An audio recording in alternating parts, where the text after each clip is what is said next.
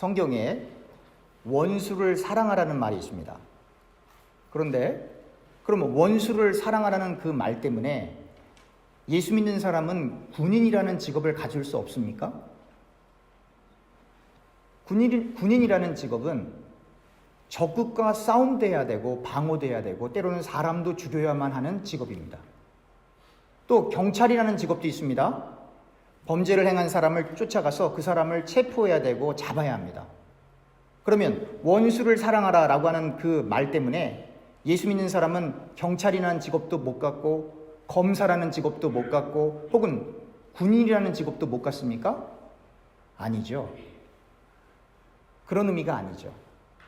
우리가 조금 더 이해하기 쉽게 여러분들 가족들 중에서 수술을 해보신 분들이 계실 거예요.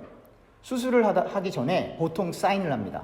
내용은 뭐냐면 수술 중에 이분이 혹시 돌아가셔도 우리는 책임이 없습니다. 와 같은 내용들을 쭉 사인을 합니다. 그런데 여러분들 잘 아시는 것처럼 의료사고는 늘 일어납니다.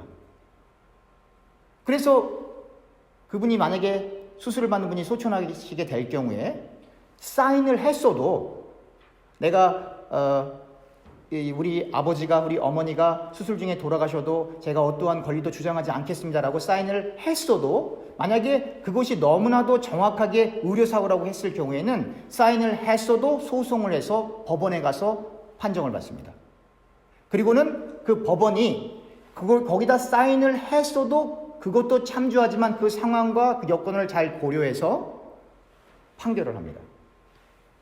여러분들이 혹은 학원이나 혹은 어떤 기관에 들어가서 일을 할 때 내가 이러한 일은 하지 않겠습니다라고 사인을 하지만 어떠한 일이 발생했을 때 그것이 불합리하다라고 생각됐을 때에는 거기에 동의하는 사인을 했어도 소송을 해서 이건 틀렸습니다라고 주장을 해서 또 법원에서 그 상황에 맞게끔 판결을 합니다. 지금 이거는 타협한다는 이야기가 아닙니다. 그 상황을 무시한 채 어떠한 말씀 혹은 법만을 드러내서 규정할 수 없다라고 하는 거예요. 그래서 국가가 시작을 하면 법이라고 하는 것이 만약에 100개의 조항이 있었다면 그 국가가 정상적으로 계속 움직이게 되면 그 100개의 조항이 1000개로, 10,000개로, 10만 개로 계속 늘어가는 거고 그리고 어떠한 상황이 발생할 때마다 그 판례와 조례를 그대로 가져올 수가 없어서 변호사들이 혹은 검사들이 그 상황을 잘 이해를 해서 거기에 맞춰서 재판을 하게 되는 겁니다. 다시 말하면 해석이라고 하는 부분이 들어갈 수밖에 없다라고 하는 겁니다. 우리가 말씀을 볼 때도 마찬가지입니다. 이단들이 제일 좋아하는 게 뭡니까? 몇 가지 성경 구절을 뽑아갖고는 자기들이 원하는 대로 그거를 주장하면서 거기에 그걸 끼워 맞추는 거예요. 그러면 기존 신자들이 그 사람들이 말하는 것에 답변을 할 수가 없는 게 그 몇 개의 성경 구절을 끼워 맞춰서 여기를 봐라 저기를 봐라 그리고는 주니까 할 말이 없는 거예요.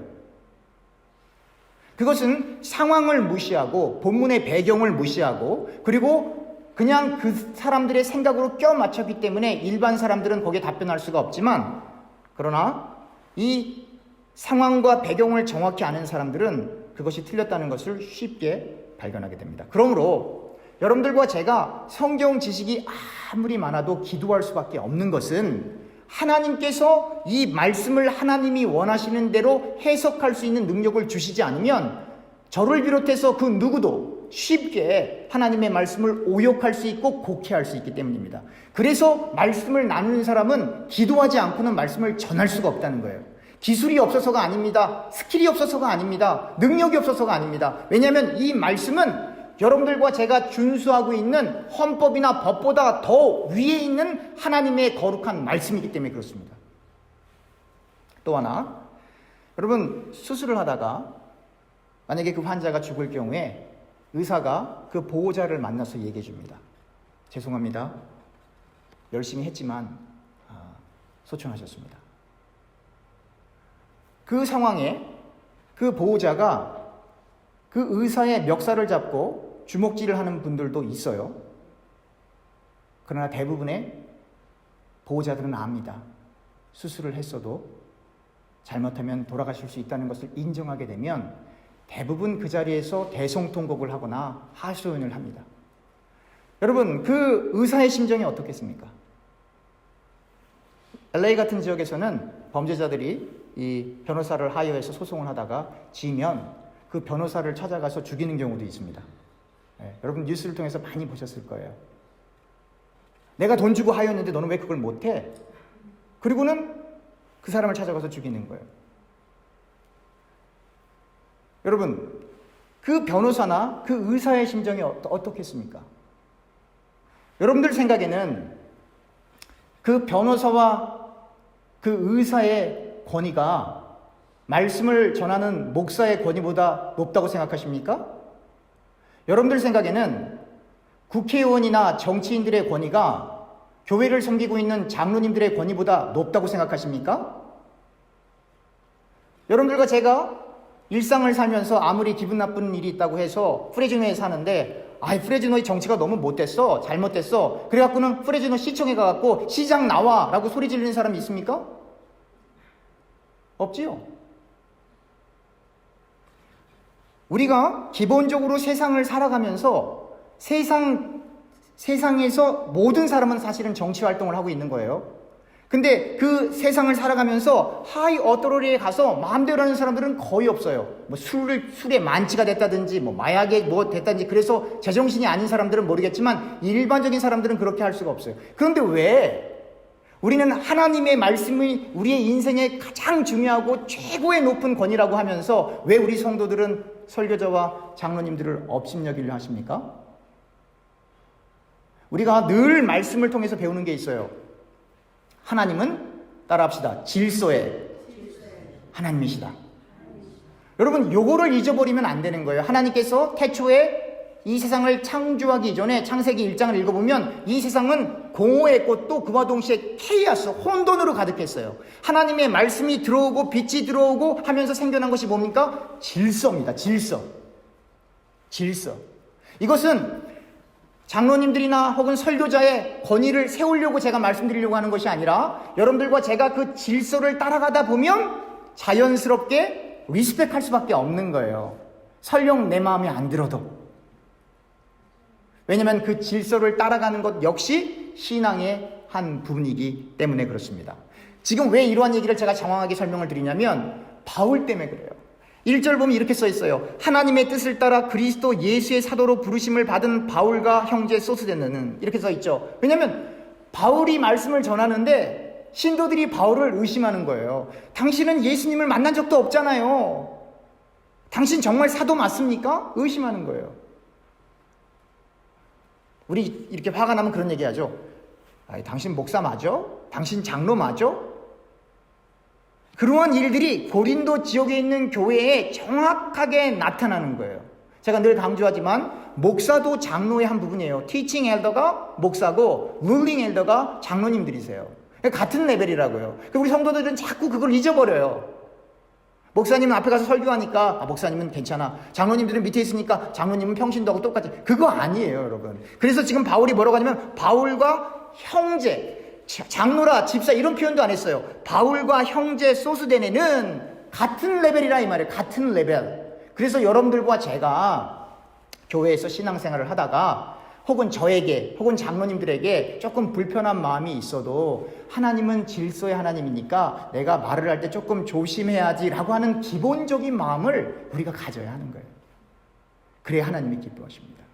그러니까 바울은 이 복음을 전하면서 항상 이게 문제였던 거예요.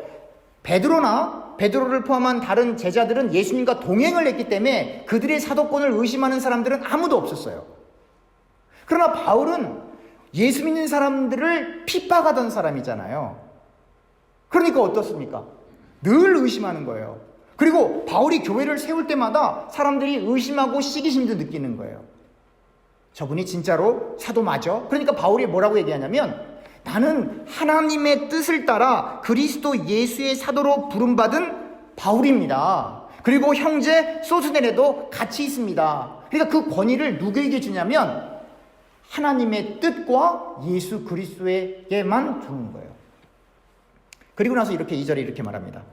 고린도에 있는 하나님의 교회 그리고 곧 그리스도 예수 안에서 거룩하여지고 성도라 부르심을 받은 자들. 그러니까 여러분 거기 동그라미를 치셔야 돼요. 하나님의 교회, 성도, 그리고 하나 더 있습니다. 또 각처에서 우리 주 곧 그들과 우리의 주 되신 예수 그리스도의 이름을 부르는 모든 자에게, 예수 그리스도의 이름을 부르는 모든 자, 이게 다 동의어예요.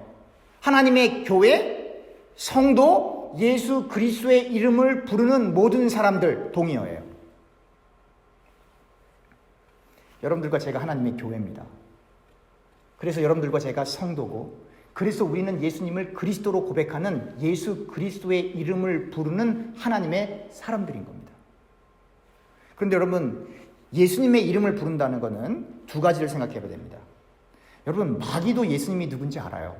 그래서 신약 성경을 읽어보면 마귀의 혹은 사단에게 이렇게 잡힌 사람이 그 안에서 마귀가 뭐라고 얘기하냐면 왜 우리에게 오십니까? 우리를 멸하러 오셨습니까? 이렇게 예수님을 알아본다 이 말이에요.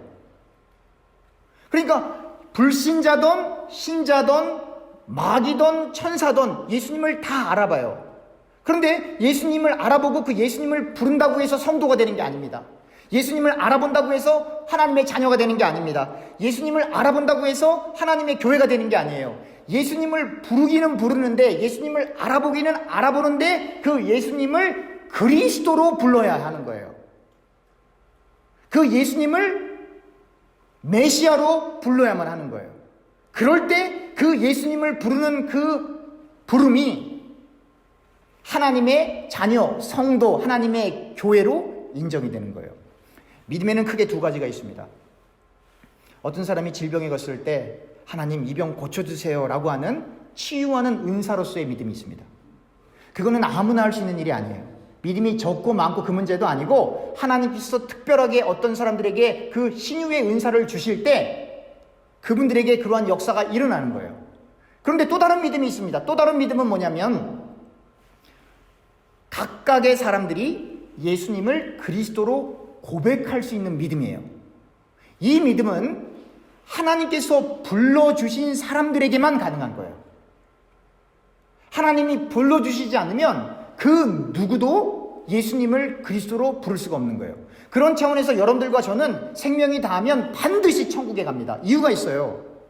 여러분들과 저의 선행이나 행함이나 공로가 아니라 여러분들과 저가 이 자리에 앉아서 하나님을 예배하는 그 이유는 예수님이 나를 위해 죽으시고 부활하셨고 그 예수님을 그리스도로 고백하기 때문에 여러분들과 제가 행함으로 여기에 온 거예요. 다시 말하면 제가 늘 강조하지만 행함은 구원의 조건이 아니고 구원받은 자의 결과고 열매예요.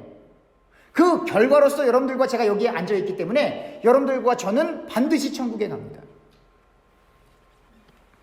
바로 이 믿음, 저분이 예수님이야. 많은 신약자들이 그래요. 예수님 훌륭한 선생님, 윤리적으로 좋으신 분, 역사적 예수 연구. 그래서 그 예수님의 신성을 빼놓고 인성만 강조하는 그 사람들은 예수님을 알아도, 어쩌면 예수님을 우리보다 더 정확하게 역사적으로 더 많이 알아도 그분을 그리스도로 고백하지 않으면 그 사람들은 예수님이 누군지 전혀 모르는 거고, 그리고 그분들은 구원받을 수가 없습니다.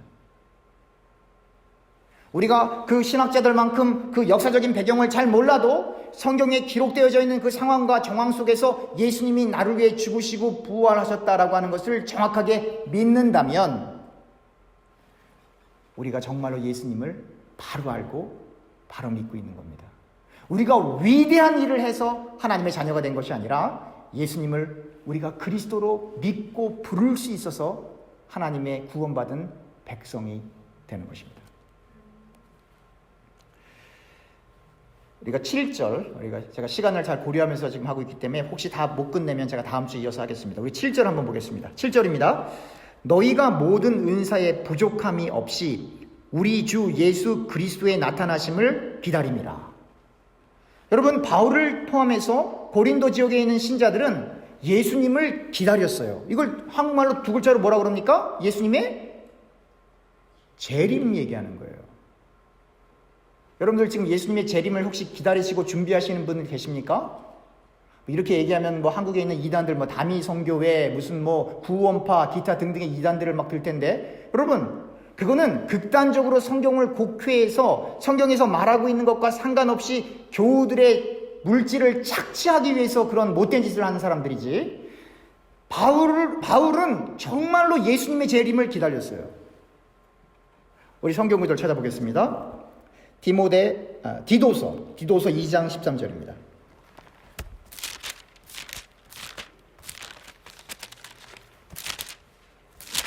디도서 2장 13절입니다. 제가 읽겠습니다. 복스러운 소망과 우리의 크신 하나님 구주 예수 그리스도의 영광이 나타나심을 기다리게 하셨으니 그가 우리를 대신하여 자신을 주심은 모든 불법에서 우리를 속량하시고 우리를 깨끗게 하사 선한 일을 열심히 하는 자기 백성이 되게 하려 하심이라. 이렇게 예수님을 기다렸습니다. 성경 구절 또 찾아보겠습니다. 빌립보서 3장 20절입니다.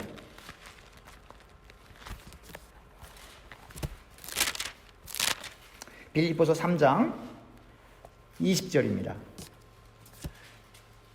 그러나 우리의 시민권은 하늘에 있는지라 거기로부터 구원하는 자 곧 주 예수 그리스도를 기다리노니 그는 만물을 자기에게 복종하게 하실 수 있는 자의 역사로 우리의 낮은 몸을 자기 영광의 몸의 형체와 같이 변하게 하시리라.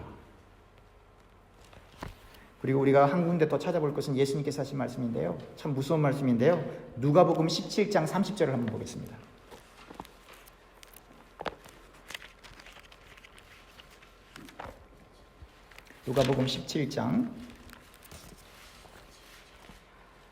누가복음 17장 30절에서부터 37절입니다. 제가 읽겠습니다. 인자가 나타나는 날에도 이러하리라. 그날에 만일 사람이 지붕 위에 있고 그 세간이 그 집 안에 있으면 그것을 가지러 내려가지 말 것이요 밭에 있는 자도 그와 같이 뒤로 돌이키지 말 것이니라. 롯의 철을 기억하라. 무릇 자기 목숨을 보전하고자 하는 자는 잃을 것이요 읽는 자는 살리리라. 내가 너희에게 이르노니 그 밤에 둘이 한 자리에 누워 있음에 하나는 데려감을 얻고 하나는 버려둠을 당할 것이요 두 여자가 함께 맷돌을 갈고 있음에 하나는 데려감을 얻고 하나는 버려둠을 당할 것이라. 36절 없음. 37절 그들이 대답하여 이르되 주여 어디 오니이까? 이르시되 죽음 있는 곳에는 독수리가 모이느니라 하시니라. 여러분, 주님께서 오시는 건 상상 속에서 일어나는 어떤 형이상학적인 게 아니라 정말 주님이 오십니다. 우리가 평범하게 길을 가고 있다 주님이 오시면 한 사람은 올림을 받지만 또 한 사람은 버림을 받는 일이 일어날 겁니다. 그런데 그때가 언제인지 우리는 알 수 없어요. 또 그 사건이 일어나기 전에 어쩌면 우리가 먼저 우리의 생명을 다해서 하나님 앞에 나아가게 될 겁니다. 그때 하나님께서 우리에게 보시는 건 딱 하나입니다. 우리가 예수님을 그리스도로 부르고 있는가?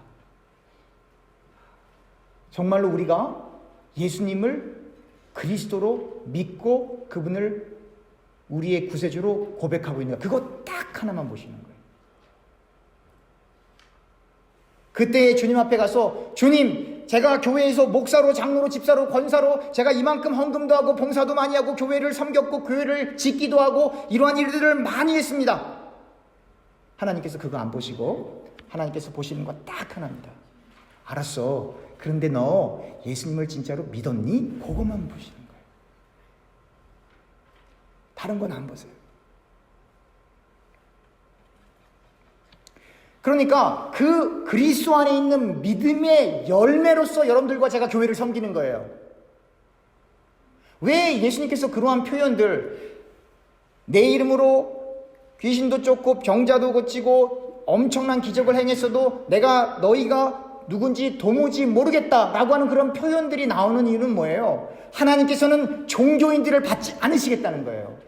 은사와 능력을 표출하는 그 사람들이 있어도 드러나는 그 영광을 하나님께 돌리지 않고 자기가 취하려고 하는 그 사람들을 하나님께서는 버리시겠다는 거예요. 자기의 의와 공로와 노고와 노력을 드러내고 하나님의 의를 낮추는 그 어떠한 사람도 하나님께서 용납하시지 않겠다는 거예요. 그래서 이름도 없이 빛도 없이예요. 이름도 없이 빛도 없이. 그래서 오직 구속한 주만 보이로다예요.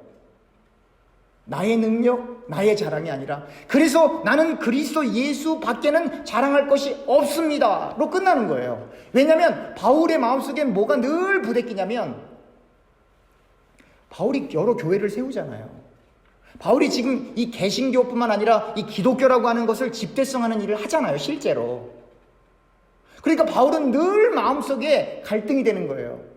바울이 까딱해서 이쪽으로 가면 교주되는 거거든요. 그러면 역사 속에 기독교라고 하는 건 없는 거예요, 아예. 바울이 얼마나 많이 신유의 은사로 사람들을 고쳤습니까? 바울이 얼만큼 지금 성령의 역사를 경험합니까? 그런데도 바울이 자기 자신을 뭐라고 고백합니까? 괴수입니다. 나는 죄인 중에 죄인 괴수입니다. 바울에게 가장 큰 어려움이 무엇이었겠습니까? 바울에게 가장 큰 어려움은 어떤 스캔들 이런 게 아니고 영적인 교만이었던 거예요. 3층정까지 올라가서 하나님의 영광을 보았지만 바울의 마음속에 늘 힘들었던 건 뭐냐면 내가 예수다 그럴까봐, 내 말 안 들으면 당신 벌받아 그런 말 할까봐, 그게 제일로 무서웠던 거예요. 그러니까 자기 자신을 내면을 보니까 하나님이 바울을 통해서 역사하는 걸 바울이 알거든요. 바울이 보이거든요. 교회가 세워지고 병자가 치유되고 복음이 증거되고 이게 보이거든요. 그런데 자꾸 자기를 드러내려고 하는 그 죄인의 모습이 자꾸 강력하게 드러나니까 하나님께서 또 그걸 막기 위해서 가시까지 주시고, 바울아 바울아 몸이 많이 힘들지? 그렇지만 이 은혜가 내게 족한 거야 라고 하는 걸 알려주셔서 하나님의 도구로 사용을 받지만은 그러나 늘 하나님 앞에 서 있는 겸손한 예배자로, 전도자로, 선교사로, 목사로, 장로로 서 있는 거예요, 바울이.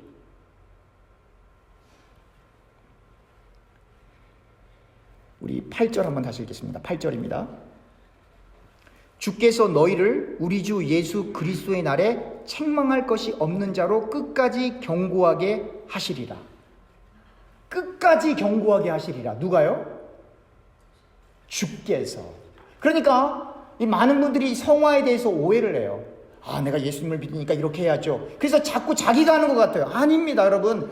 주께서 마지막 때까지 경고하게 이끌어주시고 끌어당기시고 개입하시는 거예요. 그래서 진정한 성화의 단계에 들어간 사람은 바울처럼 자랑할 게 없습니다. 나는 이만큼 하는데 왜 당신은 저렇게 못해? 그런 말을 할 수가 없어요. 언제 내가 했나요? 주께서 저를 사용하고 계신 건데. 또 어떤 분들은 그래요. 주께서 나를 사용하니까 나는 더 권위가 커. 그것도 아니에요.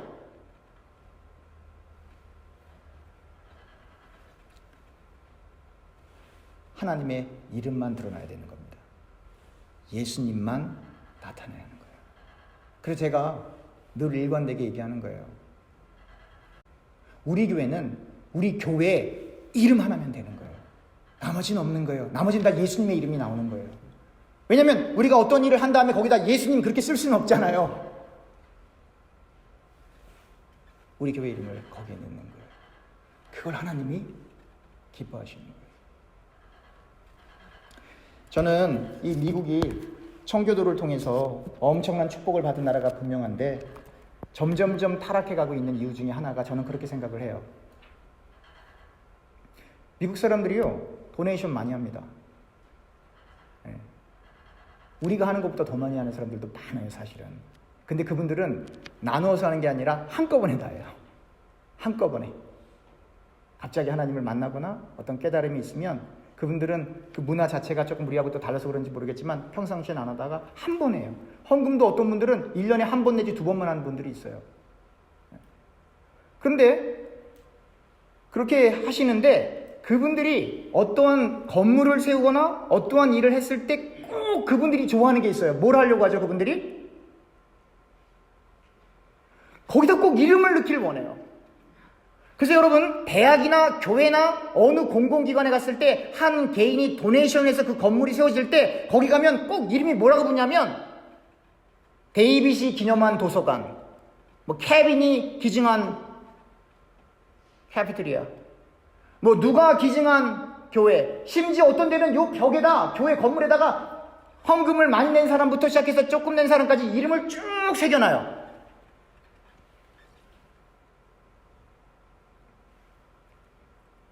물론 주님의 은혜로 그렇게 하신 거 맞죠? 그런데 정말 주님의 은혜라면 거기다 이름을 넣으면 안 되는 거예요. 거기에 인간의 이름이 들어가서는 안 되는 거예요. 우리는 잠깐 왔다가 잠깐 가는 먼지와 같은 존재이고, 우리는 사는 내내 예수님을 믿을 수 있다는 그 자체가 축복이고 복입니다, 여러분. 여러분, 교회를 섬길 수 있다는 그 자체가 하나님의 은혜입니다. 우리가 더 무엇이 필요합니까? 그 은혜를 회복하는 저와 교우님들 되길 주님의 이름으로 축원합니다. 기도하겠습니다. 하나님, 오늘 말씀을 통하여 우리가 도전을 받게 하시고, 말씀을 통하여 하나님은 질서의 하나님임을 알게 하시고, 말씀을 통하여 우리가 인간적으로 교회나 세상을 평가하거나 교회와 세상 속에 나아가지 말고 믿음을 가지고 하나님의 말씀을 가지고 교회와 세상에 나아갈 수 있는 저와 교우님들 되게 하여 주시옵소서. 하나님의 말씀을 사모하게 하시고 하나님의 뜻을 올바로 깨닫기 위하여 기도하는 저와 교우님들 되게 하여 주시옵시고, 하나님, 우리 교회에 하나님의 능력과 영광이 임하여 하나님의 거룩한 일과 거룩한 역사가 성경에 기록된 그대로 재현되어지는 성령이 인도하는 성령 충만한 제단 되게 하여 주시옵소서. 예수님의 이름으로 기도합니다. 아멘.